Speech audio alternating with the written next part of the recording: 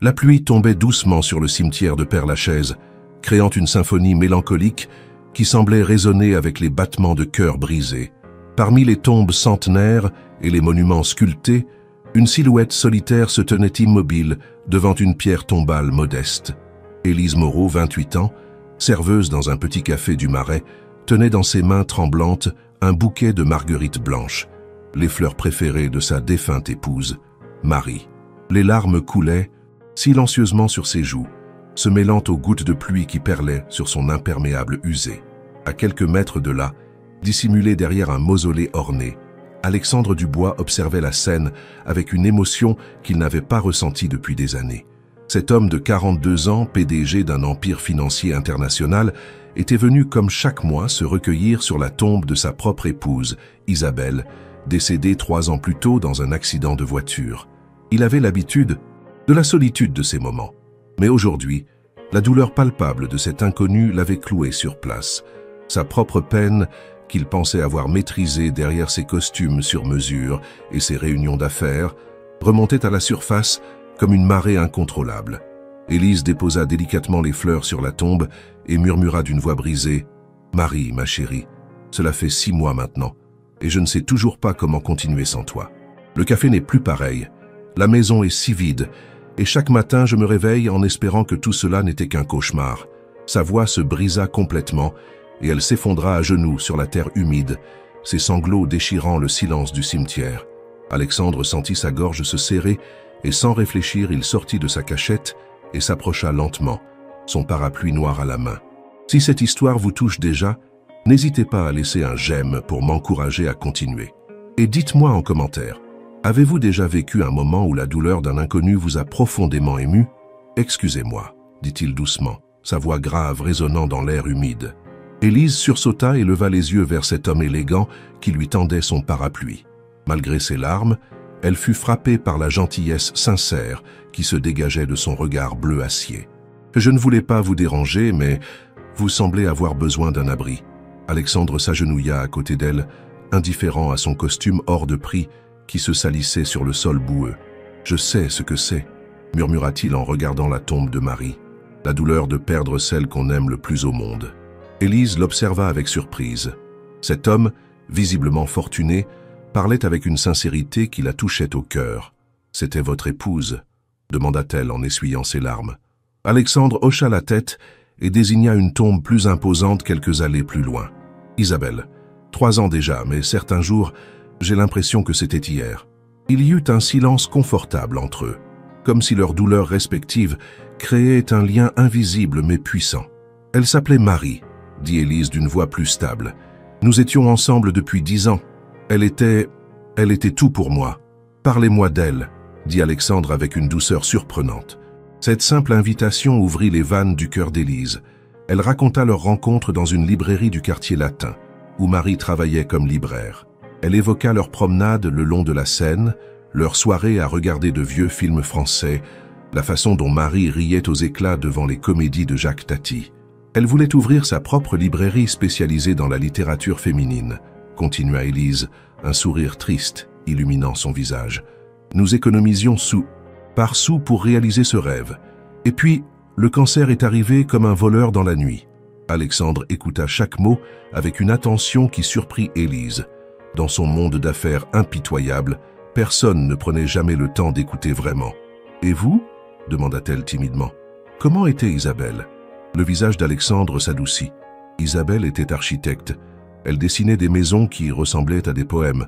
Elle disait toujours que chaque espace devait raconter une histoire, refléter l'âme de ceux qui l'habitent. Il marqua une pause, perdue dans ses souvenirs. Elle était enceinte quand l'accident s'est produit. Nous attendions notre premier enfant. La révélation frappa Élise comme un coup de poing. Elle posa instinctivement sa main sur celle d'Alexandre. « Je suis désolée, » murmura-t-elle. « Cette perte, je ne peux même pas imaginer. » Alexandre regarda leurs mains entrelacées, surpris par le réconfort que ce simple geste lui apportait. « Nous avions choisi le prénom Emma si c'était une fille et Gabriel pour un garçon, » continua-t-il. Isabelle avait déjà commencé à dessiner les plans de la chambre d'enfant. Elle voulait que ce soit un espace magique, rempli de lumière et de rêves. La pluie avait cessé. Mais ni l'un ni l'autre ne semblaient l'avoir remarqué. Ils étaient plongés dans cette bulle d'intimité créée par le partage de leurs peines les plus profondes. « Vous savez, dit Élise après un long silence, c'est la première fois depuis des mois que je peux parler de Marie sans avoir l'impression de mourir à nouveau. » Alexandre acquiesça, comprenant parfaitement ce sentiment. « Les gens ont peur de la douleur des autres, observa-t-il. Ils changent de sujet, ils donnent des conseils vides, ils disent que le temps arrange tout, mais personne ne veut simplement écouter. » « Exactement, soupira Élise. Au café où je travaille, mes collègues sont gentils, mais je vois dans leurs yeux qu'ils pensent que je devrais passer à autre chose. Comme si l'amour de 10 ans pouvait simplement s'effacer comme une ardoise. Alexandre fronça les sourcils. « Vous travaillez dans un café ?» Élise rougit légèrement, consciente du contraste entre leur situation sociale. Le petit bonheur dans le Marais. Ce n'est pas grand-chose, mais Marie aimait y venir lire le dimanche matin. Le patron, Monsieur Bernard, a été assez compréhensif pour me garder, malgré mes absences répétées. Une idée germa dans l'esprit d'Alexandre, mais il la garda pour lui. « Et maintenant ?» demanda-t-il. « Que faites-vous de vos journées quand vous n'êtes pas ici ?» Élise haussa les épaules. « Je survise, plus que je ne vis. Je me lève, je vais travailler, je rentre dans mon appartement vide, et je regarde les photos de Marie jusqu'à m'endormir. Les week-ends, je viens ici. C'est ma seule routine qui ait encore du sens. » Alexandre comprenait cette routine de survie. Lui aussi avait ses rituels. Le travail acharné pour éviter de penser, les visites mensuelles au cimetière, les soirées solitaires dans sa mansion de Neuilly. « Et le rêve de Marie ?» demanda-t-il doucement. « La librairie ?» Les yeux d'Élise se remplirent à nouveau de larmes. « J'ai l'argent de son assurance vie, mais comment pourrais-je réaliser son rêve sans elle ? Cela semblerait être une trahison, comme si j'essayais de continuer notre histoire sans elle. » Alexandre se tourna entièrement vers elle. Ou peut-être serait-ce la plus belle façon de l'honorer, de faire en sorte que son rêve devienne réalité, même si elle ne peut pas le voir de ses propres yeux. Ces paroles résonnèrent profondément en Élise. Elle n'avait jamais envisagé les choses sous cet angle. « Vous croyez vraiment ça ?» demanda-t-elle avec espoir. « Je crois, » répondit Alexandre avec conviction, que nos êtres chers vivent à travers les rêves que nous réalisons en leur mémoire. Isabelle voulait construire des maisons qui racontent des histoires. Après sa mort, j'ai créé une fondation qui finance la construction de logements sociaux selon ses principes architecturaux. Chaque fois qu'une famille emménage dans l'un de ces logements, je sens qu'une partie d'Isabelle continue à vivre. » Élise le regarda avec une admiration nouvelle. « Vous avez créé une fondation ?» Alexandre acquiesça modestement. « La fondation Isabelle Dubois. Nous avons déjà aidé plus de 200 familles à accéder à un logement digne. Ce n'est pas grand-chose face à l'ampleur du problème, mais c'est ma façon de garder vivant l'esprit de ma femme. » Élise fut touchée par l'humilité de cet homme qui parlait de 200 familles comme si ce n'était pas grand-chose. « Dubois, Alexandre Dubois, » répéta-t-elle soudain. « Vous êtes le PDG du groupe Dubois Holdings ?» Alexandre sourit tristement. « Je vois que ma réputation me précède. » Élise écarquilla les yeux. « Vous êtes l'un des hommes les plus riches de France. Qu'est-ce que vous faites ici, à genoux dans la boue avec moi ?» Alexandre la regarda droit dans les yeux. « Je fais exactement ce que vous faites. Je pleure ma femme et j'essaie de comprendre comment continuer à vivre sans elle. L'argent ne change rien à la douleur, Élise. Il ne ressuscite pas les morts et il ne remplit pas le vide qu'ils laissent derrière eux. » Cette réponse simple et honnête toucha Élise plus profondément que tous les discours qu'elle avait entendus. « Vous connaissez mon prénom, » remarqua-t-elle. « J'ai lu la pierre tombale, » admit Alexandre. « Élise et Marie Moreau. Vous portiez le même nom. » Élise sourit pour la première fois depuis des mois. « Nous nous sommes mariés il y a 2 ans. Marie voulait absolument que nous portions le même nom. Elle disait que cela rendrait notre union plus réelle, plus officielle face au monde. » Elle avait raison, dit Alexandre. L'amour a besoin de ces symboles, de ces preuves tangibles de son existence. Il marqua une pause, puis demanda « Puis-je vous inviter à prendre un café ? Pas pour vous draguer ou quoi que ce soit de ce genre. » S'empressa-t-il d'ajouter en voyant l'expression d'Élise. « Simplement parce que cette conversation me fait du bien, et j'espère qu'elle vous en fait aussi. Il y a un petit café près d'ici où nous pourrions continuer à parler de nos épouses sans que personne ne nous juge. » Élise hésita un moment. Elle n'avait pas quitté le cimetière avec quelqu'un depuis des mois, mais quelque chose dans la sincérité d'Alexandre la rassura. « D'accord, dit-elle finalement, mais pas trop longtemps. Je dois travailler ce soir. » Alexandre l'aida à se relever, et ils marchèrent côte à côte vers la sortie du cimetière. Élise remarqua qu'il adaptait naturellement son pas au sien, qu'il ne regardait pas sa montre de luxe, qu'il semblait genuinement intéressé par leur conversation plutôt que pressé de partir. Le café qu'Alexandre avait choisi était un petit établissement chaleureux avec des murs couverts de livres et des fauteuils en cuir usé. « 2 cafés, s'il vous plaît », commanda-t-il au serveur avant de se tourner vers Élise. « Sauf si vous préférez autre chose. » Élise secoua la tête, encore un peu étourdie par le tour qu'avait pris sa journée. Il y a 1 heure, elle pleurait seule sur la tombe de Marie, et maintenant, elle se trouvait dans un café avec l'un des hommes d'affaires les plus influents du pays, parlant de deuil et d'amour perdu. « Vous savez, dit Alexandre une fois leur café servi, c'est la première fois en 3 ans que je parle vraiment de ma perte avec quelqu'un qui comprend. Mes amis, ma famille, mes collègues, ils ont tous essayé de m'aider à leur façon, mais personne n'a jamais vécu ce que nous vivons. » Élise acquiesça vigoureusement. « Exactement.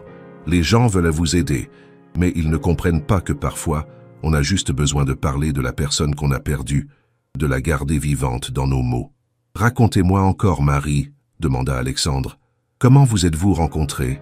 Élise sourit, et cette fois, son sourire atteignit ses yeux. « J'étais étudiante en littérature à la Sorbonne.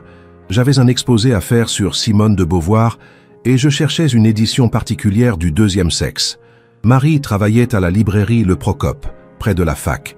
Quand je lui ai expliqué ce que je cherchais, elle a disparu dans les rayons et est revenue 10 minutes plus tard avec non seulement le livre que je cherchais, mais aussi 3 autres ouvrages qui, selon elle, m'aideraient à mieux comprendre la pensée de Beauvoir. »« Elle avait raison ?» demanda Alexandre, captivé par l'histoire. « Complètement. Mon exposé a été le meilleur de ma promotion. Mais surtout, quand je suis retourné la remercier, nous avons passé 2 heures à discuter de littérature, de féminisme, de nos rêves. Elle avait cette façon incroyable de voir les livres non pas comme des objets, mais comme des portes vers d'autres mondes. Elle disait que chaque livre qu'elle vendait était en fait une aventure qu'elle offrait à quelqu'un. » Alexandre écoutait avec une attention qui réchauffait le cœur d'Élise. « Et votre première vraie sortie ?» Élise rit doucement. Ce n'était même pas prévu comme un rendez-vous. Un samedi après-midi, elle m'a appelé en panique parce qu'elle devait faire l'inventaire de la librairie et que son collègue était malade. Je suis venu l'aider et nous avons passé toute la nuit à réorganiser les rayons en discutant de nos auteurs favoris. Au lever du soleil, nous étions assises par terre, entourées de piles de livres, et Marie m'a dit « Je crois que je suis en train de tomber amoureuse de toi. » Comme ça, sans détour, avec cette honnêteté qui la caractérisait. « Et vous ? Qu'avez-vous ressenti à ce moment-là » Élise ferma les yeux, revivant ce moment précieux. J'ai eu l'impression que tout se mettait en place dans ma vie. Comme si tous les chemins que j'avais pris, toutes les décisions que j'avais prises, m'avaient mené à cette librairie, à cette nuit, à cette déclaration. Je lui ai répondu « Alors arrête de tomber et reste avec moi. » Alexandre sentit sa gorge se serrer. « C'est magnifique, murmura-t-il. L'amour devrait toujours être aussi simple, aussi évident. » Il but une gorgée de café avant de continuer. Isabelle et moi, c'était différent. Nous nous sommes rencontrés lors d'un vernissage. Elle exposait ses maquettes d'architecture dans une galerie de Saint-Germain. J'étais là pour affaire, j'accompagnais un client qui collectionnait l'art contemporain. Mais quand j'ai vu ses créations, j'ai oublié tout le reste. « Qu'est-ce qui vous a frappé chez elle ?» demanda Élise, heureuse de pouvoir enfin rendre la pareille et écouter à son tour. Ces maisons ne ressemblaient à rien de ce que j'avais vu. Elles étaient fonctionnelles, bien sûr, mais surtout, elles respiraient la poésie. Chaque fenêtre était placée pour capturer un rayon de soleil particulier. Chaque pièce était conçue pour favoriser les moments de partage ou d'intimité selon les besoins. Et Isabelle, quand elle expliquait ses projets, ses yeux brillaient d'une passion qui m'a immédiatement séduit. « Comment l'avez-vous abordé ?» Alexandre sourit à ce souvenir. « J'ai fait ce que je faisais le mieux à l'époque. J'ai voulu l'impressionner avec ma richesse. Je lui ai proposé de financer la construction d'une de ses maisons. Elle m'a regardé droit dans les yeux et m'a dit « Monsieur, mes maisons ne sont pas à vendre à n'importe qui. Elles sont destinées à des gens qui comprennent qu'un foyer, ce n'est pas un investissement, c'est un sanctuaire. » J'ai été complètement déstabilisé. Élise rit, imaginant la scène. « Elle vous a remis à votre place. » Totalement. Et c'est exactement ce dont j'avais besoin. Personne ne m'avait jamais parlé comme ça. J'ai passé le reste de la soirée à essayer de lui prouver que je n'étais pas juste un homme d'affaires sans âme, Nous avons parlé d'architecture, bien sûr, mais aussi de littérature, de musique, de nos rêves d'enfants. Quand la galerie a fermé, nous avons continué notre conversation dans un petit bistrot jusqu'à l'aube. « Et elle a fini par accepter de vous construire une maison ?» demanda Élise. « Mieux que ça, » répondit Alexandre avec émotion. « Elle a accepté de la construire avec moi. Nous avons passé des mois à concevoir ensemble la maison de nos rêves. Chaque détail était discuté, chaque choix était un compromis entre nos deux visions. Cette maison, c'était le symbole de notre amour, la preuve tangible que deux personnes peuvent créer quelque chose de beau ensemble. » Élise sentit les larmes lui monter aux yeux. « Vous y habitez encore ?» Alexandre secoua la tête tristement. « Je n'y ai pas remis les pieds depuis l'accident. Cette maison était conçue pour une famille, pour des rires d'enfants, pour l'amour. Sans Isabelle et sans l'enfant que nous attendions, elle me semble trop grande, trop vide. J'habite maintenant dans un appartement impersonnel, près de mon bureau. »« Mais c'est terrible !» s'exclama Élise. « Cette maison, c'est votre histoire commune. Vous ne pouvez pas l'abandonner comme ça. » Alexandre la regarda avec surprise. « Vous pensez vraiment que je devrais y retourner ?» Élise se pencha vers lui avec passion. « Bien sûr, c'est exactement ce dont nous parlions tout à l'heure. Honorer la mémoire de nos épouses en gardant vivant leurs rêves. Cette maison, c'est le rêve d'Isabelle rendu réel. En l'abandonnant, vous abandonnez une partie d'elle. » Les paroles d'Élise résonnèrent profondément en Alexandre. Il n'avait jamais envisagé les choses sous cet angle. « Mais comment pourrais-je vivre seul dans une maison conçue pour une famille ?» Élise réfléchit un moment. « Et si vous ne viviez pas seul? Et si vous transformiez cette maison en quelque chose qui honorerait la mémoire d'Isabelle tout en aidant d'autres personnes ?» Alexandre fronça les sourcils, intrigué. « Que voulez-vous dire ?»« Je ne sais pas exactement, » admit Élise. « Mais il doit y avoir un moyen de faire de cette maison un lieu de vie, d'espoir, de nouveaux commencements pour des gens qui en ont besoin, comme votre fondation, mais à plus petite échelle, plus intime. » Alexandre resta silencieux un long moment, digérant cette idée révolutionnaire. Puis lentement un sourire apparut sur son visage. « Vous êtes incroyable, Élise. En quelques heures, vous m'avez fait voir ma situation sous un angle complètement nouveau. » Élise rougit. « Je ne fais que vous retourner la faveur. Vous m'avez fait réaliser que peut-être ouvrir la librairie de Marie ne serait pas une trahison, mais un hommage. » Alexandre tendit la main à travers la table et prit celle d'Élise. « Et if nous nous aidions mutuellement? Si nous réalisions ensemble les rêves de nos épouses ?» Élise sentit son cœur s'accélérer, mais pas de la façon qu'elle aurait pu craindre. Ce n'était pas de l'attraction romantique, mais quelque chose de plus profond, l'espoir de trouver un sens à sa douleur. « Qu'est-ce que vous proposez exactement ?» demanda-t-elle prudemment. Alexandre laissa aller son imagination. « Nous pourrions transformer ma maison, la maison d'Isabelle, en un lieu d'accueil temporaire pour des femmes en difficulté. Et au rez-de-chaussée, nous pourrions créer la librairie de Marie, spécialisée dans la littérature féminine. Les femmes hébergées pourraient travailler à la librairie si elles le souhaitent, apprendre de nouvelles compétences, retrouver confiance en elles. » Les yeux d'Élise s'illuminèrent. « C'est génial !» Isabelle aurait adoré voir sa maison servir à aider d'autres femmes, et Marie aurait été aux anges de savoir que sa librairie pourrait être un tremplin pour des femmes qui recommencent à leur vie. Alexandre acquiesça avec enthousiasme. « Exactement. Et nous trouverions un sens à notre douleur en aidant d'autres. Personne à reconstruire leur vie. » « Mais attendez, dit soudain Élise, redescendant sur terre. Moi, je ne suis qu'une simple serveuse.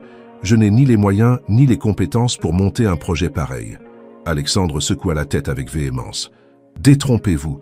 Vous avez l'expérience de la douleur, de la perte, de la reconstruction. Vous comprenez ce que vivent les femmes en difficulté parce que vous l'avez vécu vous-même. Et pour l'argent et les aspects techniques, c'est mon domaine. Nous serions complémentaires. » Élise était tentée, mais elle avait peur. « Et si ça ne marchait pas? Et si nous échouions ?» Alexandre sourit. « Alors au moins, nous aurions essayé. Et nous aurions honoré la mémoire de nos épouses en tentant de réaliser quelque chose de beau en leur nom. N'est-ce pas mieux que de rester chacun dans notre coin à pleurer sur notre sort ?» Cette perspective d'action, de projet, redonna de l'énergie à Élise pour la première fois depuis des mois. « Vous savez quoi? D'accord, essayons. » Alexandre serra sa main plus fort. « Vraiment ?» Élise acquiesça, un sourire sincère éclairant son visage. « Vraiment, mais à une condition, nous prenons le temps de bien faire les choses. Nous visitons la maison, nous étudions la faisabilité, nous consultons des spécialistes. Je ne veux pas que ce projet soit un échec qui nous ferait encore plus de mal. » Bien sûr, accepta Alexandre. Nous avons tout le temps qu'il faut. D'ailleurs, que diriez-vous de commencer par visiter la maison ce week-end? Juste pour voir si l'idée vous plaît toujours une fois confrontée à la réalité. Élise hésita une seconde. Et si c'est trop douloureux pour vous? Retourner là-bas après 3 ans? Alexandre prit une profonde inspiration. Je pense qu'il est temps. Et peut-être que ce sera plus facile si je n'y suis pas seul, si j'y suis avec quelqu'un qui comprend. Ils convinrent de se retrouver samedi matin. Alexandre insista pour venir chercher Élise à son appartement, mais elle préféra le retrouver directement sur place. Elle avait besoin de garder une certaine indépendance, de ne pas aller trop vite dans cette nouvelle relation, même si elle était strictement amicale. En se quittant devant le café, ils échangèrent leurs numéros de téléphone et Élise réalisa qu'elle se sentait plus légère qu'elle ne l'avait été depuis des mois. Le soir même, en rentrant chez elle après son service au café, Élise s'assit devant la photo de Marie posée sur sa table de nuit. « Tu ne vas pas le croire, ma chérie, » murmura-t-elle. « Aujourd'hui, j'ai rencontré quelqu'un qui pourrait m'aider à réaliser ton rêve. Pas de la façon dont nous l'avions imaginé, mais peut-être d'une façon encore plus belle. » Elle raconta sa journée à la photo de Marie, comme elle le faisait chaque soir depuis 6 mois. Mais cette fois, au lieu de finir en pleurs, elle s'endormit avec le sourire pour la première fois depuis si longtemps. De son côté, Alexandre passa la soirée dans son bureau, non pas à travailler comme d'habitude, mais à regarder des photos d'Isabelle sur son ordinateur. « Ma chérie, dit-il à l'écran, je crois que j'ai trouvé un moyen de donner vie à tes rêves. Cette maison que nous avons construite ensemble va enfin servir à quelque chose de beau. Et je crois que tu aurais aimé Élise. Elle a la même passion que toi pour aider les autres, la même force face à l'adversité. » Le lendemain matin, Élise se réveilla avec une énergie qu'elle n'avait pas ressentie depuis des mois. Pour la première fois, elle avait un projet, un espoir, quelque chose qui donnait un sens à sa douleur. Au café, elle travailla avec plus d'entrain, et même M. Bernard remarqua le changement. « Vous semblez aller mieux, ma petite Élise, » dit-il pendant sa pause. « Il s'est passé quelque chose ?» Élise hésita à raconter sa rencontre extraordinaire, puis décida de garder le secret encore un peu. « Disons que j'ai eu une conversation qui m'a fait du bien », se contenta-t-elle de répondre. Alexandre, de son côté, eut beaucoup de mal à se concentrer sur ses réunions. Son esprit revenait sans cesse à sa conversation avec Élise, à leur projet naissant. Il se surprit même à sourire pendant une présentation ennuyeuse sur les fluctuations du marché asiatique.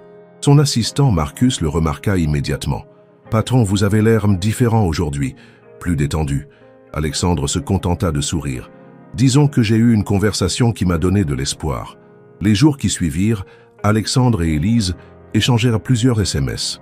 Rien de personnel, juste des détails pratiques concernant leur rendez-vous du samedi. Mais chaque message échangé renforçait leur complicité naissante. Élise appréciait la façon dont Alexandre ne la brusquait. Ne tentait pas de précipiter les choses. Il semblait comprendre instinctivement qu'elle avait besoin de temps pour apprivoiser cette nouvelle amitié. De son côté, Alexandre était touché par la sincérité d'Élise, par sa façon de toujours ramener leur conversation à l'essentiel. Comment honorer la mémoire de leurs épouses. Le vendredi soir, Élise eut un moment de panique. Et si elle se trompait? Et si Alexandre était en train de profiter de sa vulnérabilité? Et si ce projet n'était qu'une façon déguisée de la séduire? Elle appela sa sœur Camille, la seule personne à qui elle se confiait encore depuis la mort de Marie. « Tu crois que je fais une bêtise ?» demanda-t-elle après avoir raconté sa rencontre extraordinaire. Camille, pragmatique comme toujours, réfléchit avant de répondre « Écoute, Élise, depuis 6 mois, tu survis plus que tu ne vis. Si cette rencontre t'a redonné de l'espoir, c'est déjà formidable. Et puis, que risques-tu? Au pire, tu auras passé une journée intéressante avec quelqu'un qui comprend ta douleur. Au mieux, tu auras trouvé un moyen de donner un sens à ta perte. » Ces paroles rassurèrent Élise. Camille avait raison. Elle n'avait rien à perdre et tout à gagner. Le samedi matin, elle choisit une tenue simple mais soignée. Un jean, un pull en cachemire que Marie lui avait offert et ses bottines préférées. En se regardant dans le miroir, elle réalisa qu'elle prenait soin de son apparence pour la première fois depuis des mois. « Souhaite-moi bonne chance, ma chérie », murmura-t-elle à la photo de Marie avant de partir. L'adresse qu'Alexandre lui avait donnée la mena dans le quartier huppé de Neuilly-sur-Seine, devant une grille élégante qui s'ouvrait sur une allée bordée de tilleuls. Au bout de l'allée se dressait une maison qui coupa le souffle d'Élise. Ce n'était pas une mansion ostentatoire comme elle s'y attendait, mais une demeure harmonieuse, qui semblait faire partie intégrante du paysage. Les lignes étaient épurées, mais chaleureuses. Les grandes baies vitrées laissaient deviner des espaces lumineux, et la façade en pierre claire était rehaussée de touches de bois qui lui donnaient une âme. Alexandre l'attendait sur le perron, visiblement nerveux. Il portait un jean et un pull marine qui le rendaient plus accessible que dans son costume d'homme d'affaires. « Bonjour Élise », dit-il en s'approchant. « Merci d'être venue. Je dois vous avouer que j'ai très mal dormi cette nuit. » Élise sourit avec compréhension. « Moi aussi. Mais nous sommes là tous les deux, c'est l'essentiel. » Alexandre acquiesça et sortit les clés de sa poche. « Alors, êtes-vous prête à découvrir le rêve d'Isabelle ?» La porte d'entrée s'ouvrit sur un hall baigné de lumière naturelle grâce à une verrière savamment conçue. Le sol en parquet de chêne ciré reflétait doucement la lumière et un escalier aux lignes courbes montait vers l'étage. Mais ce qui frappa le plus Élise, c'est l'atmosphère de la maison. Malgré 3 ans d'abandon, elle respirait encore l'amour et l'espoir. « C'est magnifique », murmura-t-elle. « Je comprends pourquoi vous ne pouviez pas vendre cette maison. Elle a une âme. » Alexandre sentit sa gorge se serrer. Isabelle disait toujours qu'une maison devait accueillir ses habitants comme un câlin. Elle a passé des mois à étudier l'orientation du soleil, la circulation de l'air, l'acoustique de chaque pièce. Ils avancèrent dans le salon, une vaste pièce avec une cheminée en pierre et des baies vitrées donnant sur un jardin soigneusement paysagé. « Et là, » dit Alexandre en désignant un coin près de la fenêtre, elle avait prévu un espace lecture avec des fauteuils confortables et une bibliothèque intégrée. Élise pouvait parfaitement visualiser la scène. « Marie aurait adoré cet endroit », dit-elle avec émotion. Elle passait des heures à lire, levée dans notre vieux fauteuil en cuir. Un espace comme celui-ci aurait été son paradis. Alexandre sourit tristement. Isabelle avait prévu que nous y passerions nos soirées, elle avec ses plans d'architecture, moi avec mes dossiers, mais ensemble dans le même espace. Elle appelait ça l'intimité partagée. Ils continuèrent la visite. La cuisine était un chef-d'œuvre de fonctionnalité et d'esthétisme, avec un îlot central qui invitait aux conversations et aux repas partagés.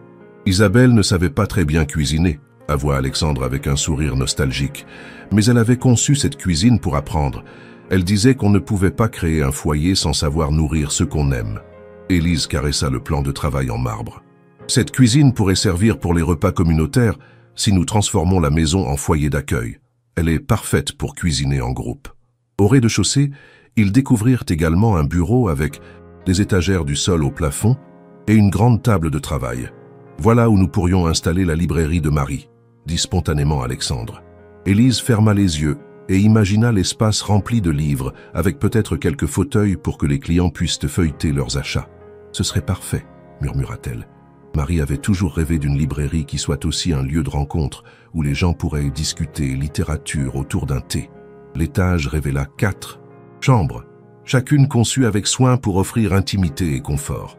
Isabelle avait pensé aux invités, mais aussi aux enfants que nous espérions avoir, expliqua Alexandre, la voix légèrement tremblante.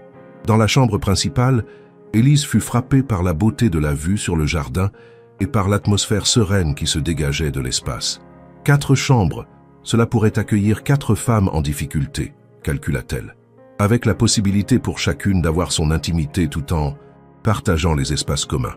Mais c'est dans la dernière pièce qu'Alexandre craqua complètement. C'était une chambre plus petite, avec des murs peints en jaune tendre et une grande fenêtre orientée vers l'est pour capter la lumière du matin. « La chambre d'enfant », murmura-t-il avant de s'effondrer en sanglots. Élise n'hésita pas une seconde et le prit dans ses bras, le laissant pleurer sur son épaule, toute la douleur accumulée depuis 3 ans. « Je suis désolé », dit-il après quelques minutes. « C'est plus dur que je ne l'avais imaginé. » Élise essuya ses propres larmes. « Ne vous excusez pas. Cette pièce représente tous vos espoirs brisés. C'est normal que ce soit douloureux. » Alexandre la regarda avec reconnaissance. « Comment faites-vous pour être si forte ?» Élise secoua la tête. « Je ne suis pas forte. Je pleure encore tous les jours. Mais j'ai appris que partager sa douleur la rend plus supportable. » Ils redescendirent au salon et s'assirent sur le canapé recouvert d'un drap de protection. « Alors, » demanda Alexandre, après avoir retrouvé son calme, « que pensez-vous de cette maison ?» Élise prit le temps de réfléchir. « Elle est parfaite pour notre projet, » dit-elle finalement. Isabelle l'a conçue pour une famille, pour l'amour, pour le partage. En la transformant en foyer d'accueil, nous lui redonnerions sa vocation première, abriter des gens qui ont besoin de chaleur humaine et de nouveaux départs. Alexandre acquiesça. Et la librairie au rez-de-chaussée? Élise sourit. Marie aurait été aux anges. Cette maison a exactement l'atmosphère qu'elle recherchait. Chaleureuse, accueillante, propice aux échanges. Et imaginez, les femmes hébergées pourraient travailler à la librairie, rencontrer du monde, reprendre confiance en elles grâce aux livres et aux conversations qu'ils suscitent. Vous savez quoi? Dit soudain Alexandre. J'ai une idée. Et si nous gardions la chambre d'enfant en l'état? Pas pour la nostalgie, mais pour l'espoir. Au cas où l'une des femmes que nous accueillerions serait enceinte ou aurait un enfant en bas âge. Cette proposition toucha Élise au cœur. C'est magnifique, murmura-t-elle. Transformer cette chambre, conçue pour votre enfant, en refuge pour d'autres enfants. Isabelle et votre bébé auraient adoré cette idée. Ils passèrent le reste de la matinée à élaborer leur projet. Alexandre sortirait la maison de son abandon et financerait les travaux d'aménagement nécessaires. Élise utiliserait l'argent de l'assurance vie de Marie pour acheter le stock initial de la librairie et s'occuperait de la gestion quotidienne du foyer. Ils engageraient une psychologue et une assistante sociale pour accompagner les femmes accueillies. « Et nous appellerons cet endroit comment ?» demanda Élise. Alexandre réfléchit. « Que diriez-vous de la maison des nouveaux chapitres? Cela évoque à la fois les livres de Marie et les nouveaux départs que nous voulons offrir. » Élise applaudit. « C'est parfait. Marie et Isabelle auraient adoré ce nom. » Ils se serrèrent la main pour sceller leur accord, puis Alexandre proposa de déjeuner dans le jardin pour fêter leur décision. Il avait apporté un panier repas, préparé par sa gouvernante. Assis sur une couverture étalée sur l'herbe, ils continuèrent à peaufiner leur projet. « Il nous faudra des autorisations, des agréments, » dit Alexandre. « Je vais engager mes meilleurs avocats pour nous faciliter les démarches administratives. » Élise acquiesça. « Et moi, je vais commencer à me renseigner sur les associations qui s'occupent de femmes en difficulté. Nous devrons travailler en réseau pour identifier les femmes qui pourraient bénéficier de notre aide. » « Vous savez, » dit Alexandre, après un moment de silence, « j'ai l'impression de revivre pour la première fois depuis 3 ans. Ce projet me donne un but, une raison de me lever le matin qui ne soit pas seulement le travail. » Élise sourit. « Moi aussi. Depuis 6 mois, je survivais jour après jour. Maintenant, j'ai hâte de voir notre projet prendre forme. » Alexandre la regarda avec admiration. « Vous êtes remarquable, Élise.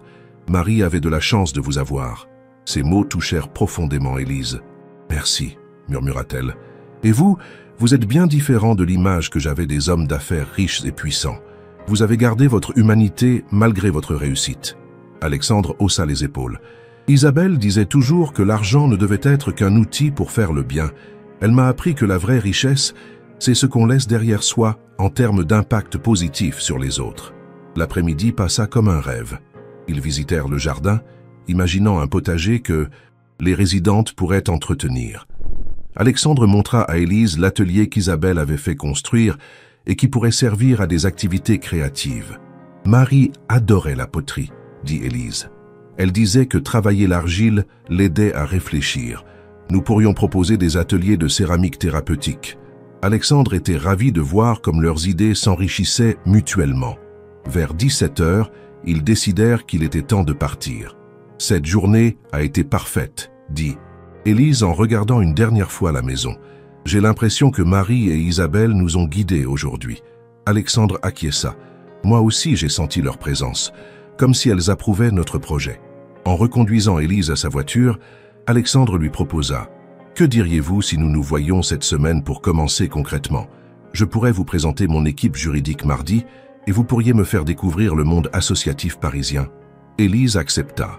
Avec enthousiasme. En rentrant chez elle, elle se sentait transformée. Pour la première fois depuis des mois, elle avait passé une journée entière sans pleurer, sans être submergée par la douleur.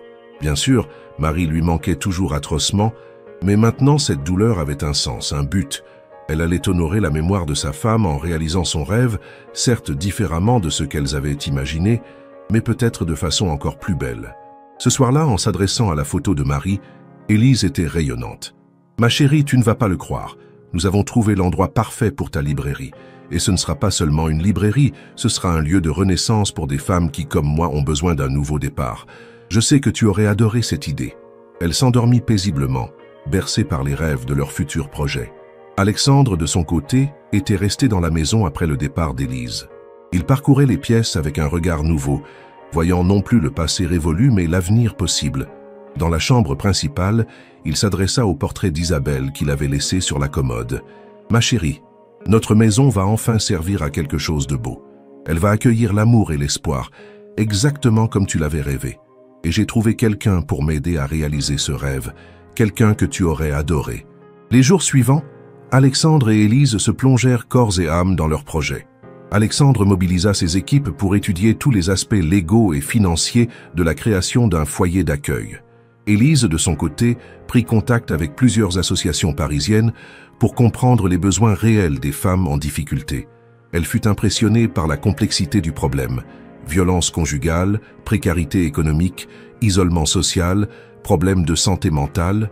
C'est énorme, dit-elle à Alexandre lors de leur réunion du mardi. Il y a tellement de femmes qui ont besoin d'aide et si peu de structures pour les accueillir dignement. Alexandre acquiesça. Justement, c'est ce qui donne encore plus de sens à notre projet.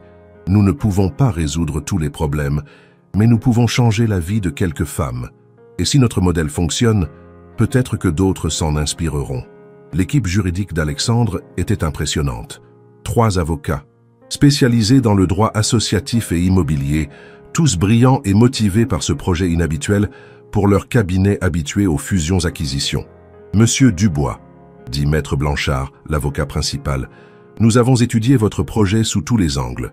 C'est faisable, mais il va falloir créer une association loi 1901, obtenir l'agrément préfectoral, respecter les normes de sécurité et d'accessibilité. Combien de temps cela va-t-il prendre ?» demanda Élise, intimidée par toute cette machinerie juridique. « Si tout va bien, 6 mois, répondit l'avocat. Mais Monsieur Dubois a des relations qui pourraient accélérer certaines démarches. Alexandre secoua la tête. Pas de passe-droit. Nous voulons que tout soit fait dans les règles. Si cela prend 6 mois, nous prendrons 6 mois. L'important, c'est que le projet soit solide juridiquement. Élise admira cette intégrité. Dans son monde à elle, on cherchait toujours les raccourcis, les combines pour aller plus vite. Voir Alexandre refuser d'utiliser son influence pour accélérer les choses la rassura sur ses intentions. Après la réunion, ils déjeunèrent dans un petit restaurant du 7e arrondissement. « Vous n'êtes jamais tenté d'utiliser votre pouvoir pour faciliter les choses ?» demanda Élise. Alexandre réfléchit. « Si, bien sûr, mais Isabelle m'a appris que les raccourcis se paient toujours un jour ou l'autre. Elle disait que les choses qui valent la peine d'être faites valent la peine d'être bien faites. » Cette philosophie correspondait parfaitement aux valeurs d'Élise. Marie aussi croyait que rien de durable ne se construisait dans la précipitation. Marie disait toujours que les plus beaux livres étaient ceux qui avaient mûri lentement dans l'esprit de leur auteur, raconta Élise. Elle appliquait ça à tout. Notre relation, ses projets professionnels, même la cuisine. Elle préférait passer 2 heures à préparer un repas plutôt que de commander à emporter. Elle se serait bien. Entendu, nos femmes, sourit Alexandre. Isabelle aussi avait cette patience, cette exigence de qualité. Ses projets d'architecture prenaient parfois des années à aboutir, mais le résultat était toujours à la hauteur de ses espérances. Cette réflexion les amena à parler de leur propre patience face au deuil. Vous savez, dit Élise, les gens nous disent souvent qu'il faut faire le deuil, comme si c'était une tâche qu'on pouvait cocher sur une liste. Mais moi, je ne veux pas faire le deuil de Marie. Je veux apprendre à vivre avec son absence, c'est différent. Alexandre approuva chaleureusement. Exactement. Je ne veux pas oublier Isabelle ou passer à autre chose. Je veux que son absence devienne une présence différente, mais toujours vivante. Cette compréhension mutuelle de leur processus de deuil renforça encore leur complicité. Ils n'étaient pas dans la négation ou le déni, mais dans l'acceptation active de leur nouvelle réalité. Au fil des semaines, leur collaboration s'intensifia.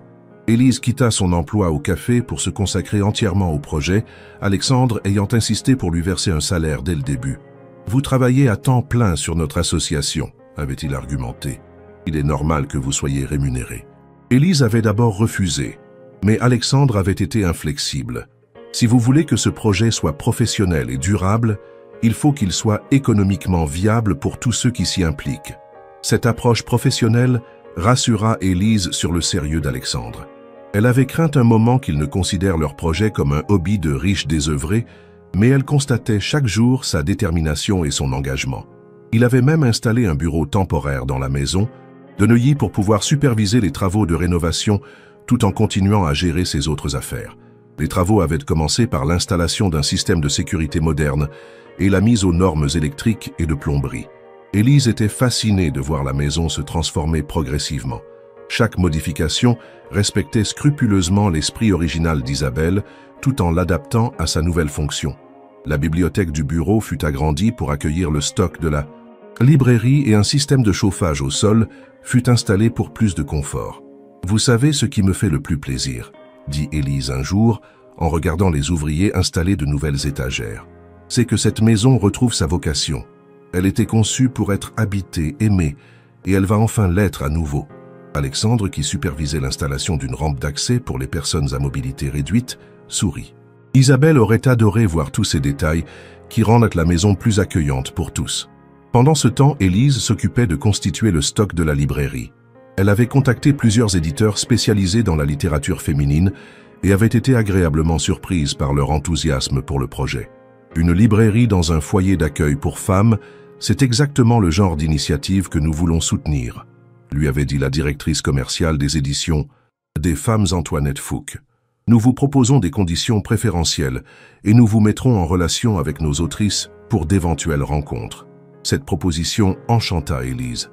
Elle imaginait déjà des soirées littéraires où les résidentes pourraient rencontrer des écrivaines, discuter de leurs œuvres, peut-être même se découvrir une vocation d'écriture. Marie aurait été folle de joie, confia-t-elle à Alexandre. Elle rêvait d'organiser des rencontres d'autrices dans sa librairie. Grâce à notre projet, son rêve va devenir réalité. Au bout de 3 mois, les démarches administratives avançaient bien. L'association La Maison des Nouveaux Chapitres était officiellement créée, avec Alexandre comme président et Élise comme directrice opérationnelle. Ils avaient également recruté leur équipe, Dr Sarah Moreau, aucun lien de parenté avec Élise, psychologue spécialisée dans l'accompagnement des femmes victimes de violences, et Fatima Benali, assistante sociale, expérimentée dans le domaine de la réinsertion sociale. « Nous avons une équipe formidable », dit Alexandre lors de leur première réunion officielle dans la maison rénovée. « Maintenant, il nous faut définir précisément notre mode de fonctionnement. » Dr Moreau prit la parole. « D'après mon expérience, il est crucial de laisser aux femmes accueillies le temps de se reconstruire sans pression. Certaines auront besoin de quelques semaines, d'autres de plusieurs mois. » Fatima acquiesça, et il faut prévoir un accompagnement vers l'autonomie, aide à la recherche d'emploi, formation professionnelle, soutien dans les démarches administratives. Élise était impressionnée par la compétence de ses nouvelles collègues. « Et pour la librairie ?» demanda-t-elle. « Comment peut-elle s'intégrer dans cet accompagnement ?» Dr Moreau sourit. « La bibliothérapie est une pratique reconnue. Certaines femmes se reconstruisent en lisant, en s'identifiant à des héroïnes littéraires qui ont surmonté des épreuves. Et tenir une librairie peut être un excellent moyen de reprendre confiance en soi. Contact avec la clientèle, responsabilité, valorisation des compétences. » Cette perspective enchanta Élise.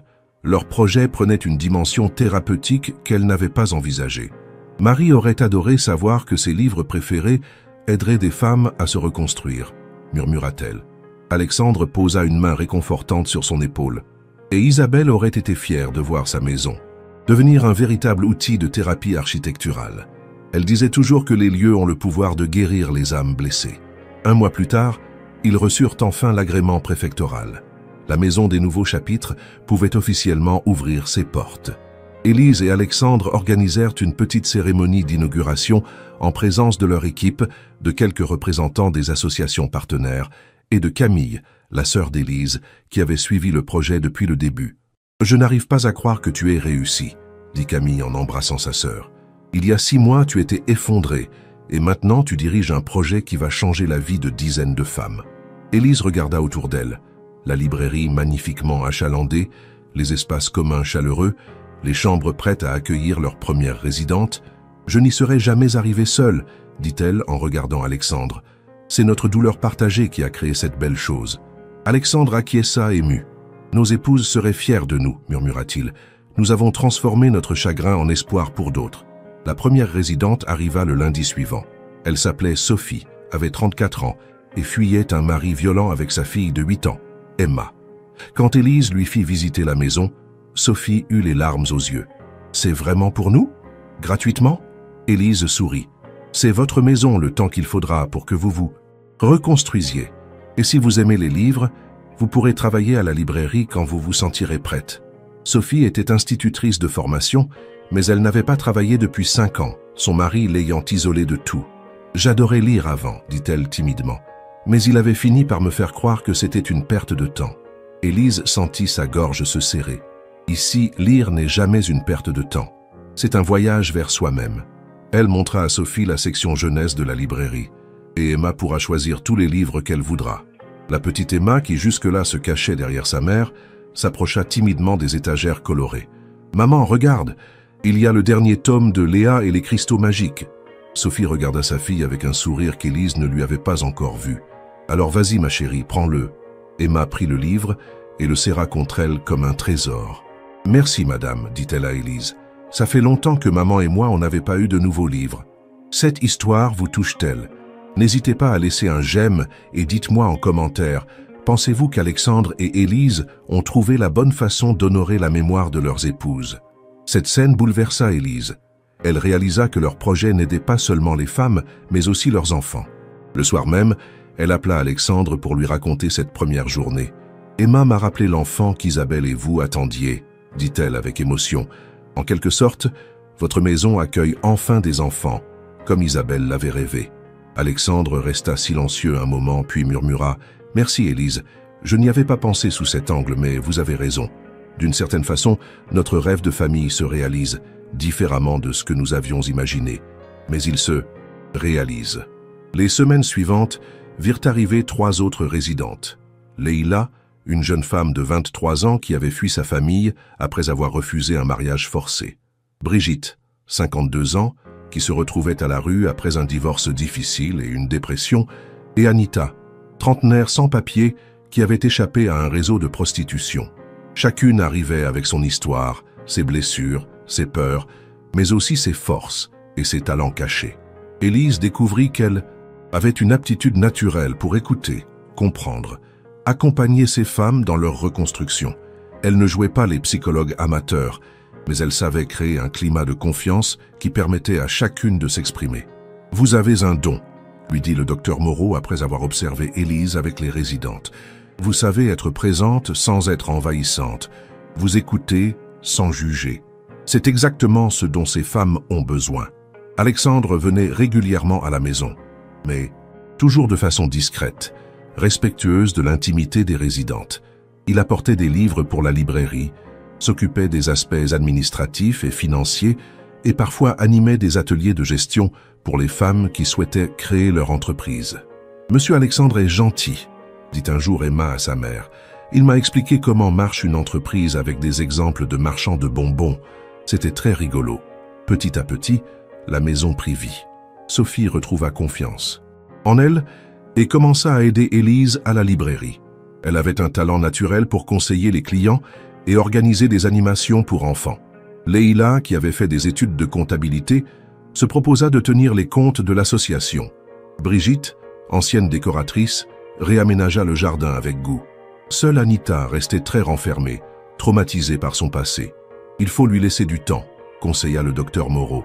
Anita a vécu des choses terribles. Elle a besoin de se sentir en sécurité avant de pouvoir s'ouvrir. Élise acquiesça, mais elle s'inquiétait pour cette jeune femme qui passait ses journées silencieuses, regardant par la fenêtre ou feuilletant distraitement des livres sans jamais vraiment les lire. Un matin, Élise la trouva dans la librairie, tenant un exemplaire de « L'insoutenable légèreté de l'être » de Milan Kundera. « Ce livre vous intéresse ?» demanda-t-elle doucement. Anita sursauta et reposa rapidement le livre. « Pardon, je ne voulais pas déranger. »« Vous ne dérangez jamais, » assura Élise. « Cette librairie est aussi la vôtre. Tous ces livres sont à votre disposition. » Anita hésita, puis murmura dans un français hésitant. « Dans mon pays, j'étudiais la littérature. Mais ici, on m'a dit que je n'étais bonne qu'à une chose. » Sa voix se brisa et Élise sentit son cœur se serrer. « Quel était votre auteur préféré ?» demanda-t-elle avec douceur. Pour la première fois depuis son arrivée, un sourire timide éclaira le visage d'Anita. « Garcia Marquez. 100 ans de solitude m'a sauvé la vie quand j'étais adolescente. » Élise disparut quelques minutes dans les rayons et revint avec une édition française du chef-d'œuvre colombien. « Tenez, dit-elle en tendant le livre à Anita, redécouvrez-le dans une nouvelle langue. Peut-être que cela vous aidera à redécouvrir qui vous êtes vraiment. » Anita prit le livre avec des mains tremblantes, comme si on lui offrait un trésor inestimable. « Merci, » murmura-t-elle. « Personne ne m'avait offert de livre depuis très longtemps. » Ce geste simple marqua un tournant pour Anita. Elle commença à passer ses journées dans la librairie, d'abord à lire, puis à aider discrètement Élise et Sophie à ranger les rayons. Elle connaissait la littérature mieux que quiconque, et ses conseils aux clients étaient d'une justesse remarquable. « Elle a un don incroyable, » dit Sophie à Élise. « Hier, elle a recommandé exactement le bon livre à une dame qui cherchait quelque chose pour surmonter sa rupture. La cliente est repartie avec le sourire. » Alexandre fut touché par cette évolution quand Élise lui raconta l'histoire d'Anita. « Vous voyez, votre intuition était bonne. Cette librairie n'est pas seulement un commerce, c'est un outil de reconstruction. » Il marqua une pause, puis ajouta « D'ailleurs, j'ai une proposition à vous faire. Que diriez-vous si nous organisions une soirée littéraire mensuelle? Nous pourrions inviter des autrices à venir parler de leur travail, créer un véritable salon littéraire. » Cette idée enthousiasma Élise. Marie aurait adoré. Elle rêvait d'organiser ce genre d'événement dans sa librairie. Ils organisèrent donc leur première soirée littéraire pour le mois suivant, avec Delphine de Vigan comme invitée d'honneur.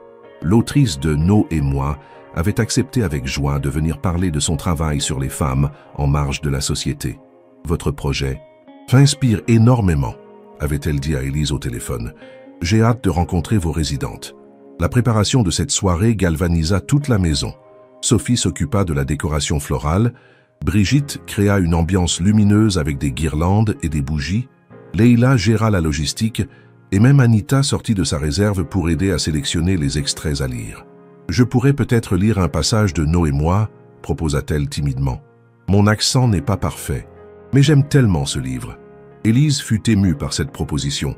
C'était la première fois qu'Anita se portait volontaire pour quelque chose. « Ce serait magnifique, » dit-elle. « Votre accent donne une dimension internationale à la littérature française. Delphine de Vigan sera sûrement ravie. » Le soir de l'événement, une trentaine de personnes s'étaient rassemblées dans le salon de la maison. Des habitantes du quartier, des militantes associatives, des clientes de la librairie et même quelques collègues d'Alexandre qui s'intéressaient au projet. Delphine de Vigan fut charmée par l'atmosphère chaleureuse de la maison. « On sent que cet endroit est habité par l'amour, » dit-elle à Élise avant le début de la soirée. « C'est exactement le genre de lieu dont notre société a besoin. » La soirée fut un succès total. L'autrice parla avec passion de son travail, de son engagement pour les plus fragiles, de sa conviction que la littérature peut changer les vies. Quand Anita lut son passage, il y eut un silence ému dans l'assistance. « Merci Anita, » dit Delphine de Vigan après la lecture. « Votre interprétation apporte une dimension que je n'avais pas perçue en écrivant ce passage. C'est cela, la magie de la littérature. Elle vit différemment selon qui la lit. » Anita rougit de plaisir. Pour la première fois depuis des mois, elle se sentait valorisée pour son intelligence, sa sensibilité, son humanité. Après la soirée, elle confia à Élise « J'avais oublié qui j'étais avant tout ça. Ce soir, j'ai retrouvé Anita, l'étudiante en littérature. » Alexandre observait la scène depuis le fond de la salle, profondément ému. Cette maison qu'il avait construite avec Isabelle pour abriter leur famille accueillait finalement une famille d'un autre genre. Des femmes brisées qui se reconstruisaient ensemble, des histoires qui renaissaient, des rêves qui prenaient forme. Isabelle aurait adoré cette soirée, murmura-t-il à Élise quand les invités furent partis. Elle disait toujours que l'architecture ne valait que par la vie qu'elle abritait. Marie aussi aurait été aux anges, répondit Élise. Elle rêvait de soirées comme celle-ci depuis toujours. Ils restèrent un moment silencieux, contemplant le salon encore décoré, les verres vides, les livres dédicacés éparpillés sur les tables. « Vous savez quoi ?» dit soudain Alexandre. « Je crois que nous avons réussi. Nous avons créé quelque chose de beau en mémoire de nos épouses. » Élise acquiesça les larmes aux yeux. Quelque chose qui leur aurait plu et qui aide d'autres personnes. C'est exactement ce qu'elles auraient voulu. Les mois suivants confirmèrent le succès de leur projet. Sophie retrouva suffisamment confiance pour chercher un poste d'institutrice et finit par en décrocher un dans une école du quartier. Elle garda un appartement à proximité pour rester proche de la communauté qu'elle avait trouvée à la maison des nouveaux chapitres. Emma s'épanouissait dans sa nouvelle école et avait développé une passion pour la lecture grâce aux nombreux livres de la librairie. Leila obtint un stage dans un cabinet comptable et put régulariser sa situation administrative grâce à l'aide de Fatima. Brigitte, revigorée par sa participation au projet, décida de monter sa propre entreprise de conseil en décoration. « Cette maison m'a redonné confiance en mon talent », dit-elle à Élise. « Je veux aider d'autres personnes à créer des espaces qui leur ressemblent, comme Isabelle l'avait fait ici. » Seule Anita restait à la maison, mais elle était devenue une véritable cheville ouvrière de la librairie. Ses recommandations étaient recherchées par les clients, et elle commençait même à écrire des critiques littéraires pour le blog de l'association. « J'aimerais reprendre mes études », confia-t-elle un jour à Élise. « Finir ma thèse sur la littérature sud-américaine. Vous croyez que c'est possible ?» Élise sourit. « Tout est possible, Anita. Alexandre et moi vous aiderons à monter votre dossier. » Cette conversation donna une idée à Alexandre. « Et si nous créions un programme de bourse d'études pour les résidentes qui veulent reprendre leur formation ?» proposa-t-il lors de leur réunion mensuelle. « Nous pourrions faire appel à des mécènes, organiser des événements de collecte de fonds. » Élise fut immédiatement séduite par cette idée. « La Fondation Marie et Isabelle pour l'éducation des femmes » suggéra-t-elle. Alexandre acquiesça avec émotion. Nos épouses auraient adoré voir leur nom associé à l'éducation. 1 an après l'ouverture de la Maison des Nouveaux Chapitres, ils organisèrent une grande fête d'anniversaire. Une quinzaine de femmes étaient repassées par la maison. Toutes avaient trouvé un nouveau départ, même si certaines étaient restées plus longtemps que d'autres. L'événement réunit d'anciennes résidentes, des partenaires associatifs, des clients fidèles de la librairie et de nombreux soutiens du projet. « Il y a 1 an, dit Élise dans son discours, Alexandre et moi nous sommes rencontrés dans un cimetière, unis par la douleur d'avoir perdu nos épouses. Aujourd'hui, nous sommes unis par la joie d'avoir créé quelque chose de beau en leur mémoire. Cette maison vit, elle respire, elle guérit, exactement comme Marie et Isabelle l'auraient voulu. » L'assistance applaudit chaleureusement et Alexandre prit le relais. « La Maison des Nouveaux Chapitres, c'est la preuve que l'amour ne meurt jamais vraiment, il se transforme. Il trouve de nouvelles façons de s'exprimer et de faire du bien autour de lui. Marie et Isabelle continuent à aimer à travers ce que nous avons construit ensemble. » Il marqua une pause, cherchant ses mots. « Et si elles nous regardent quelque part, j'espère qu'elles sont fières de voir que leur amour continue à illuminer la vie d'autres personnes. » Sophie, qui était revenue pour l'occasion avec Emma, prit la parole au nom des anciennes résidentes. « Cette maison m'a sauvé la vie, pas seulement en m'offrant un toit, mais en me rendant ma dignité, ma confiance, mon espoir. Élise et Alexandre, vous avez créé bien plus qu'un foyer d'accueil. Vous avez créé un lieu de renaissance. » Emma, maintenant âgée de 9 ans, ajouta de sa petite voix claire. « Et la librairie, c'est le plus bel endroit du monde. J'ai lu 123 livres depuis qu'on habite près d'ici. » Cette intervention spontanée d'Emma fit rire et pleurer l'assistance en même temps. Élise et Alexandre se regardèrent avec complicité. Ils avaient réussi au-delà de leurs espérances. Anita, qui avait été acceptée en master de littérature à la Sorbonne, grâce à la bourse qu'ils avaient créée, lut un poème qu'elle avait écrit pour l'occasion. « Merci à Marie et Isabelle, conclut-elle, d'avoir inspiré ce lieu où les femmes brisées redeviennent des femmes debout. » Ce soir-là, après le départ des invités, Élise et Alexandre restèrent seuls dans le jardin de la maison, contemplant les étoiles. « Vous savez, dit Élise, je n'aurais jamais imaginé que la pire journée de ma vie, le jour où j'ai perdu Marie, me mènerait indirectement à l'une des plus belles aventures de mon existence. » Alexandre acquiesça. « Moi non plus. Si on m'avait dit il y a 2 ans que je rencontrerais ma meilleure amie en pleurant sur une tombe, je ne l'aurais pas cru. » Cette phrase fit réfléchir Élise. « Votre meilleure amie ?» répéta-t-elle avec un sourire. « C'est comme ça que vous me voyez ?» Alexandre rougit légèrement. « Oui, vous êtes la personne qui me comprend le mieux au monde, avec qui je peux partager mes joies et mes peines. N'est-ce pas ça, l'amitié la plus profonde ?» Élise hocha la tête, touchée. « Pour moi aussi, vous êtes devenue essentielle. Pas romantiquement. Nous ne sommes pas prêts pour ça, et peut-être ne le serons-nous jamais, mais humainement. Vous êtes mon âme sœur de deuil, devenue âme sœur de reconstruction. » Cette définition de leur relation les satisfaisait tous les deux.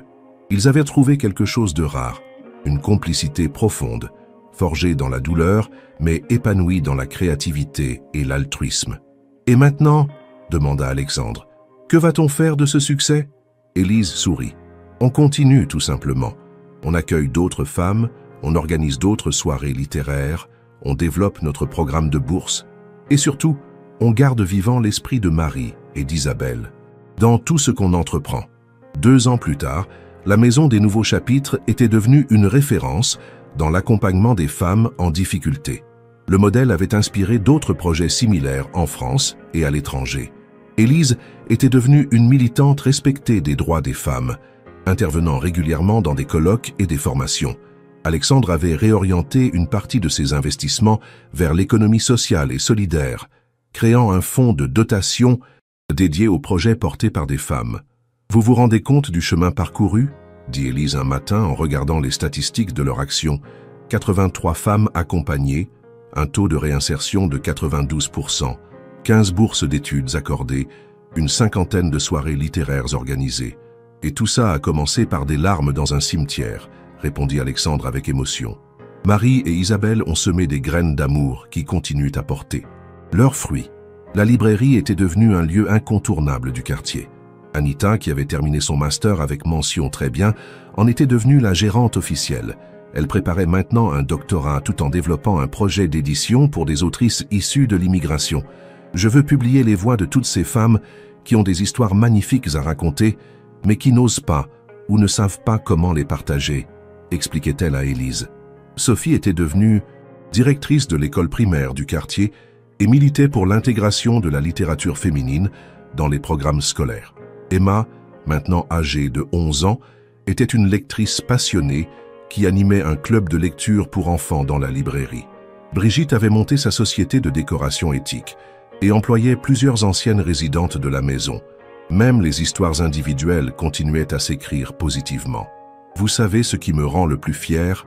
dit Élise à Alexandre lors de leur traditionnel déjeuner mensuel de bilan. « C'est de voir que notre projet a créé une véritable communauté. Ces femmes continuent à s'entraider, à se soutenir, même après avoir quitté la maison. Elles ont tissé des liens qui les aideront toute leur vie. » Alexandre acquiesça. C'est exactement ce qu'Isabelle espérait quand elle concevait cette maison, qu'elle soit un catalyseur de liens humains durables. Un jour de printemps, 3 ans après leur rencontre, Élise et Alexandre retournèrent au cimetière de Père-Lachaise. Ils venaient chacun se recueillir sur la tombe de leur épouse, comme ils le faisaient encore régulièrement, mais cette fois, ensemble. « Bonjour ma chérie », murmura Élise, en déposant des marguerites blanches sur la tombe de Marie. « J'ai tellement de choses à te raconter. Ta librairie marche à merveille. Elle aide des femmes à se reconstruire exactement comme tu l'aurais voulu. Et Alexandre est devenu mon meilleur ami. Tu l'adorerais. » De son côté, Alexandre s'agenouilla devant la tombe d'Isabelle. « Ma bien-aimée, notre maison vit enfin. Elle abrite l'amour, l'espoir, les nouveaux départs. Elle guérit les cœurs blessés comme tu avais rêvé qu'elle le fasse. Et j'ai trouvé une amie extraordinaire qui m'aide à garder ton souvenir vivant tout en construisant du nouveau. » Il marqua une pause. « Je crois que tu l'aurais aimée. Elle a ton cœur généreux et ta détermination à changer le monde. » En repartant du cimetière, ils croisèrent une jeune femme en pleurs devant une tombe récente. Sans se concerter, ils s'arrêtèrent tous les deux. « Excusez-nous, » dit Élise avec douceur. « Nous ne voulons pas vous déranger, mais si vous avez besoin de parler, nous sommes là. » La jeune femme leva vers eux des yeux rougis par les larmes. « C'est mon fiancé, » murmura-t-elle. « Il est mort dans un accident de moto il y a 1 mois. Je ne sais pas comment continuer sans lui. » Élise et Alexandre échangèrent un regard complice. « Nous comprenons, » dit Alexandre. « Nous aussi, nous avons perdu nos conjoints. La douleur semble insurmontable, mais il y a de l'espoir. » Ils passèrent 1 heure à écouter cette jeune femme, Clara, leur raconter son amour pour Julien, ses projets brisés, son désespoir. Quand ils la quittèrent, ils lui avaient donné leurs coordonnées et l'avaient invitée à venir voir leur projet. « Vous croyez qu'on refait ça ?» demanda Élise en souriant. « Qu'on aide une autre personne en deuil à transformer sa douleur en quelque chose de beau ?» Alexandre rit. « Pourquoi pas? Nous avons de l'expérience maintenant. Et puis Marie et Isabelle approuveraient sûrement qu'on partage ce qu'elles nous ont appris. » Ils rentrèrent chez eux, car la Maison des Nouveaux Chapitres était vraiment devenue leur chez eux à tous les deux, avec le sentiment d'avoir bouclé un cercle. Clara vint effectivement les voir la semaine suivante. Elle était juriste et s'intéressait aux droits des femmes. En découvrant leur projet, elle eut immédiatement envie de s'y impliquer. Julien et moi, nous voulions créer un cabinet d'avocats spécialisé dans la défense des plus fragiles, raconta-t-elle. Peut-être que je pourrais proposer mes services à vos résidentes, les aider dans leurs démarches juridiques. Élise et Alexandre se regardèrent avec le sourire. Une nouvelle histoire commençait. 6 mois plus tard, Clara était devenue l'avocate attitrée de l'association. Elle avait créé une permanence juridique gratuite dans la maison et aidait les femmes dans toutes leurs démarches, divorce, régularisation, procédures contre leurs agresseurs. Julien aurait adoré ce travail, confiait-elle souvent à Élise. J'ai l'impression de réaliser nos rêves communs même sans lui. Elle avait également rencontré Thomas, un avocat associé au projet, et ils formaient maintenant un couple solide, uni par les mêmes valeurs. Vous voyez, dit Alexandre à Élise en observant Clara et Thomas travailler ensemble sur un dossier complexe. L'amour renaît sous d'autres formes, mais il renaît toujours. Élise acquiesça. Marie disait que l'amour était comme l'énergie. Il ne se perd jamais, il se transforme. Je commence à comprendre ce qu'elle voulait dire. Ils regardèrent autour d'eux. La maison bourdonnait d'activité, la librairie accueillait ses clients habituels, le jardin résonnait des rires des enfants qui venaient pour l'heure du conte. « Et nous » demanda soudain Alexandre. « Croyez-vous qu'un jour nous aussi nous retrouverons l'amour romantique » Élise réfléchit. « Peut-être, ou peut-être pas. Mais nous avons trouvé quelque chose de précieux, une amitié indestructible, un projet commun qui nous dépasse, la certitude que nos épouses continuent à vivre à travers ce que nous faisons. N'est-ce pas déjà une forme d'amour magnifique ?» Alexandre sourit. « Si, vous avez raison. Et puis, qui sait ce que l'avenir nous réserve ? L'important, c'est d'être ouvert aux surprises de la vie. » 5 ans après leur rencontre dans le cimetière, Élise et Alexandre étaient devenus des figures respectées du monde associatif parisien. Leur modèle avait été répliqué dans 15 villes de France et 3 pays européens. Ils avaient écrit ensemble un livre sur leur expérience « Quand la douleur devient espoir », dont les droits étaient reversés à leur fondation. Élise était devenue une conférencière recherchée, Alexandre avait été nommé ambassadeur de l'entrepreneuriat social par le gouvernement. Mais surtout, ils avaient là gardé intact l'esprit de leur projet initial, transformer la douleur en force créatrice, honorer la mémoire de leurs épouses en aidant d'autres personnes à se reconstruire. « Jamais je n'aurais imaginé que ma pire douleur deviendrait ma plus grande fierté », dit Élise lors d'une interview pour un magazine féminin. « Marie continue à m'inspirer chaque jour, et je sais qu'elle serait fière de voir ce que son rêve de librairie est devenu. » Un soir d'automne, alors qu'ils fermèrent la librairie après une journée particulièrement intense, Élise trouva un petit mot glissé entre les pages d'un livre. « Merci à Marie et Isabelle d'avoir inspiré cet endroit magique. Grâce à vous, j'ai retrouvé l'espoir. » Signé, une lectrice reconnaissante. Élise montra le mot à Alexandre, les larmes aux yeux. « Vous voyez, elle continue à toucher des vies, même sans être là physiquement. » Alexandre contempla le mot avec émotion. C'est exactement ce qu'elles auraient voulu, que leur amour continue à rayonner au-delà de leur présence physique. Il regarda autour de lui, cette librairie qui était devenue le cœur battant de leur projet, ses rayons remplis de rêves et d'espoir. « Nous avons réussi, Élise. Nous avons transformé notre deuil en cadeau pour le monde. » Si cette histoire vous a touché, n'hésitez pas à laisser un j'aime. Et dites-moi en commentaire, comment cette fin vous fait-elle ressentir par rapport au parcours d'Élise et Alexandre? Pensez-vous qu'ils ont trouvé la plus belle façon d'honorer l'amour qu'ils ont perdu? Cette nuit-là, Élise s'endormit en pensant au chemin extraordinaire qu'elle avait parcouru depuis ce jour pluvieux au cimetière. De la serveuse brisée qu'elle était devenue une femme accomplie, respectée, utile au monde. « Merci, ma chérie », murmura-t-elle à la photo de Marie sur sa table de nuit. « Tu m'as donné le plus beau des cadeaux, la certitude que l'amour est éternel, qu'il trouve toujours un moyen de continuer à faire du bien, même après la mort. » De son côté, Alexandre regardait par la fenêtre de son appartement, situé maintenant au-dessus de la librairie. Il avait vendu sa mansion de luxe pour s'installer dans ce petit espace simple mais chaleureux, au cœur de leur projet. « Isabelle, dit-il à voix haute, notre maison est devenue exactement ce que tu avais rêvé, un lieu où l'architecture guérit les âmes, et j'ai trouvé ma voie.